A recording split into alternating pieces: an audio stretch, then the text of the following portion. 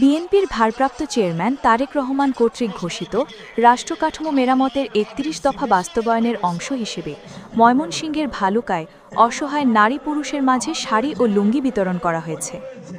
রাজুই union বিএনপির আয়োজনে জামিরাপাড়া school মাঠে এ উপহার সামগ্রী বিতরণ করা হয়। উপজেলা বিএনপির যুগ্ম আহ্বায়ক নজরুল ইসলামের সভাপতিত্বে ও নাইমুল করিম জান্নাত এর সঞ্চালনায় প্রধান অতিথি হিসেবে বক্তব্য রাখেন উপজেলা বিএনপির ভারপ্রাপ্ত আহ্বায়ক আলহাজ মুহাম্মদ মোর্শেদ আলম। উপস্থিত ছিলেন উপজেলা বিএনপির যুগ্ম আহ্বায়ক সালাউদ্দিন আহমেদ, রুহুল আমিন সহ নেতৃবৃন্দ। শাড়ি লুঙ্গি বিতরণে আগে সাবেক প্রধানমন্ত্রী বেগম খালেদা জিয়ার রোগমুক্তি কামনায় বিশেষ দোয়া মোনাজাত করা হয়।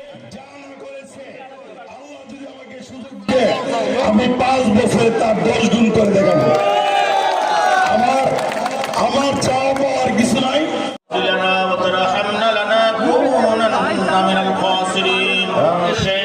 তিনবারের প্রধানমন্ত্রী মা জননী খালেদা জিয়া আজকে মোশাররফ আলম সাহেবের নেতৃত্বে রাজই স্কুলের মাঠে রব্বানা তাকাব্বালনা মিন্না ইন্নাকা আনতাস সামিউল আলিম ওয়া তুব আলাইনা মুরসালিন ওয়ালহামদুলিল্লাহি রাব্বিল আলামিন।